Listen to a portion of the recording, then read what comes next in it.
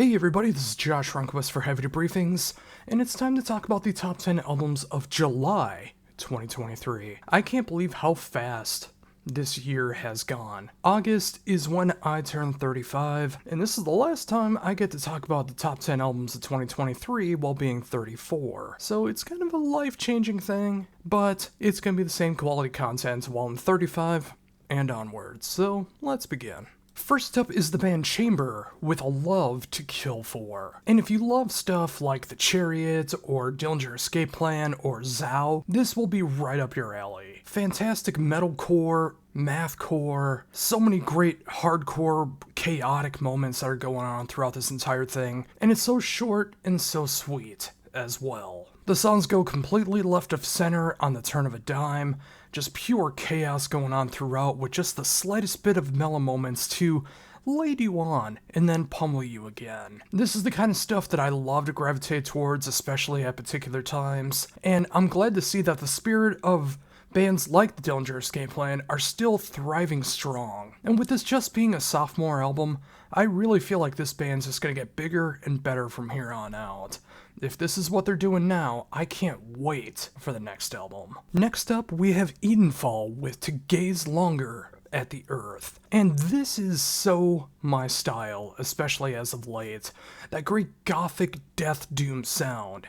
And this one is particularly in the death doom element, and I love it so much for that, with very haunting vocals, an excellent production value. It doesn't get too symphonic, it doesn't get too much into the funeral doom territory. It's that nice balance where things don't go too slow or too fast. It's right in the middle, and every song has a great variety towards it. And the lyrical content is nice and evil and full of witchery. And if that's your style, Edenfall is a band that you need to check out. It's their first album in nearly a decade, and a lot of things have changed in the past 9 years. But Edenfall has really taken advantage of all of that and put out their best album so far. Next up, we have Elaine with We Shall Remain. And this album makes me so happy, mainly because there's so many bands that used to have that symphonic sound in the 21st century, whether they started in the early 2000s or the 2010s, and they've all shifted to the Amaranth route, where they want to focus more on the pop side, they want to focus more on the modern metal side, they want to incorporate a lot more electronics, and it seems like so many bands don't want to write symphonic metal anymore. In comes Elaine, who are so thankfully creating some of the best symphonic metal that's going on right now. Of course, you got the poppier symphonic metal moments, but they also turn things on a dime and write near Dimmu Borgir level black metal on this album. Although thankfully, if you're not into that style, there is no black metal vocals at all on this album. It is just pure angelic vocals from start to finish. This band has been growing in popularity over the years, and they were just here in North America, opening for Moonspell, and if any of that sounds like it would be up your alley, I guarantee it is. This album is fantastic, and I'm glad to see symphonic metal, pure symphonic metal, truly shine still in 2023. Next up, we have Fenn with Monuments to Absence. And this might be the most darkest, most black metal album the band has ever done. And that even includes their earliest stuff, because there's such an intensity to this album that is top-notch, and they might have never hit this before. While the band not really started the black gaze moment, they did perfect the black gaze movement, and I really enjoy what they've done over the years.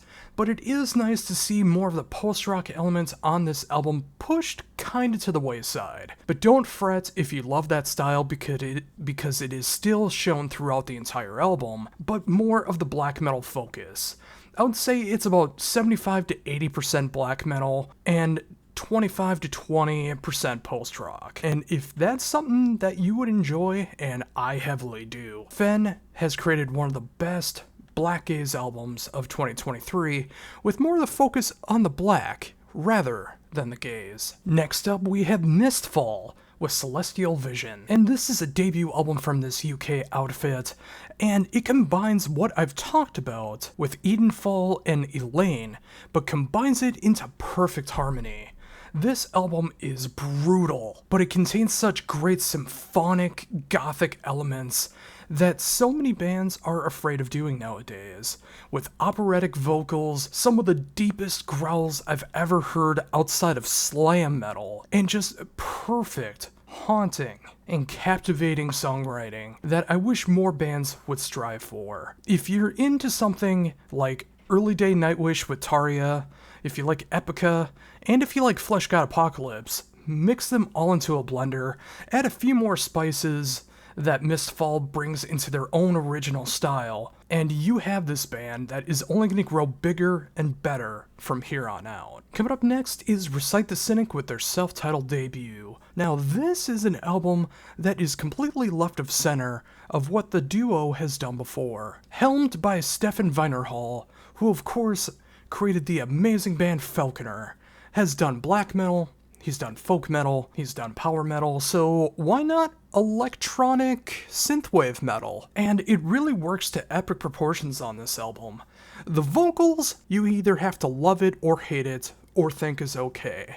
It can be a little jarring in this style if you're not into it. I've grown to really enjoy it.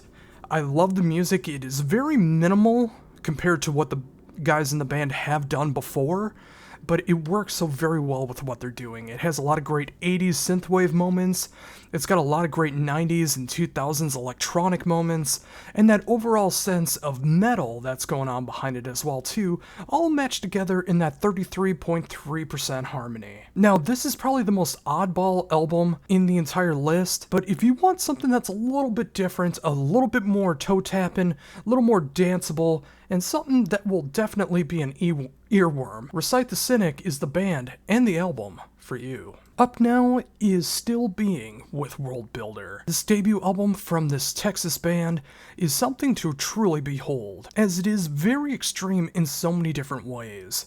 It goes into near funeral doom territory, it's got that great sludge feel behind it, it's got blackened death metal, it's got progressive death metal, it's got a little bit of everything. But rather than just feeling like a hodgepodge of different sounds, everything feels so cohesive, and everything starts to make sense the more that you listen to it. With absolutely stellar vocals from guest appearances to the main vocals of the band, excellent songwriting, and production that really fits the mood of the entire album. Now this isn't for the faint of heart. You really gotta be into a lot of different styles to be able to appreciate an album like this, but if you are, you will be greatly rewarded. I love what Still Being is doing here, and especially since this is a debut album, I can feel that they're only gonna get better from here on out. Up next is Tailgunner with Guns for Hire, and another debut album on this list, and this is a fantastic one if you want that classic 70s, 80s, and a little bit of 90s sound going on.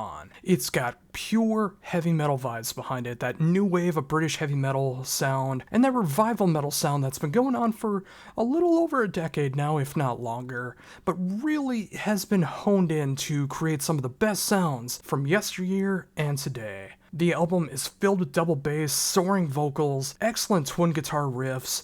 Everything that you're looking for in this particular style is on here in full display, and so much fun to listen to. It's the kind of album that you can throw on and just headbang to every single song. It's so much fun to listen to. The production just fits so perfectly of that classic sound, but modernized just enough. And if you need a reason to put on your denim vest and enjoy everything that's going on here, Tailgunner is the band to do that for you. Up now is the Zenith Passage with Data Elysium, the second album from this band and first in quite a few years. The band has gone through a complete rechange.